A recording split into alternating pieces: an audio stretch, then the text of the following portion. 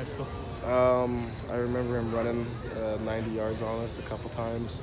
I don't think I've ever seen an athlete like that in person. You see, he can throw the ball, he can do everything. He's a really good quarterback. What did you notice kind of watching yourself from the Washington State game on film just reviewing that performance? There's a lot of good things, a lot of things we're getting better on as an offense and, as a whole. Still some, real close to some timing things that, we'll be connecting on, I think a lot more soon, but I think we're going in the positive direction. There's a little bit of a debate about what was your best throw the other night. Amon-Ra had one. Brian has another one. What did you like? What was the one throw you liked best? The 2-point conversion was pretty cool, I guess. That's a different one. Yeah. Okay. What's the confidence that was a sustainable breakthrough and that was really kind of a turning point for you guys offensively? Can you repeat that? What was the confidence that was a sustainable breakthrough for you guys offensively? You're saying were we confident? I can't hear. What's your confidence that Friday? That we can. Was a sustainable breakthrough. I think I'm more confident that we'll just keep getting better and better. If you look at the general trend of all of our games, I think there's been like one or two things off in each game as an offense. That last Friday, there wasn't anything that was just off. Now we just got to improve in every area and just keep getting better at the things that we're now starting to execute on. How different did the pass protection feel to you? Not much different. When you played against Texas and Stanford, they were sending a lot of pressures and a lot of games, so obviously you're going to get more pressure.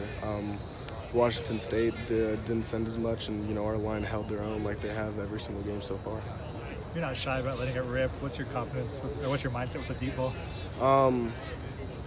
When you have Michael Pittman and Tyler Vaughns and Amon-Ra, what they do so well is you're really not going to throw an interception on a deep ball. They'll make sure that either they catch it or the ball hits the ground. And when you have guys like that, there's no reason not to take your shots when you have them.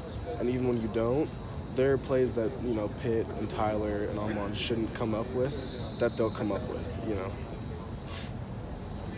What are some points of emphasis after the Washington State game leading into this one?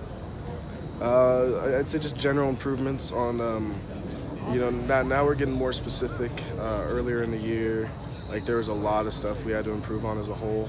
Now I think we're getting that down, and now, going into this week, and I think the weeks after this, it's going to be a lot more specific on what we're working on. Can you determine whether you're learning them better, the receivers, or are they learning you better? How's that going? I think it's kind of the same thing. Timing is timing, and the chemistry is chemistry. It's just something you develop over time. It's usually, unless I'm missing the throw or they're dropping the pass, timing and chemistry usually isn't like one party's fault. It's just we're not there yet. When you guys opened the game against Washington State, 5-6 plays in a row where it's run and you guys moved down the field, how did that change things at all for you, or did it change things at all? I'm really happy to see it. I can't say like it changed my mindset or anything because I gotta be consistent with my mindset every series. But it was great to see that we can come out, run the ball 6 times for 75 yards, and score on a good defense. How are you guys working through the snapping issues this week?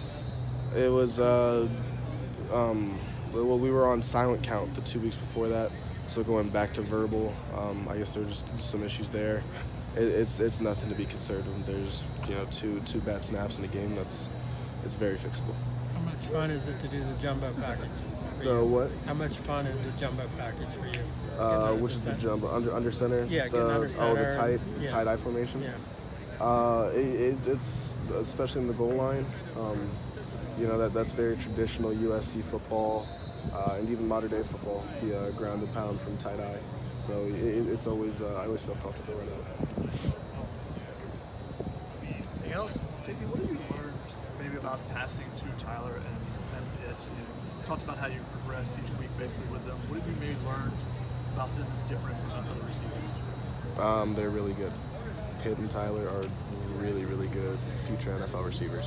The miscues you saw earlier in the season when we weren't connecting were just miscues.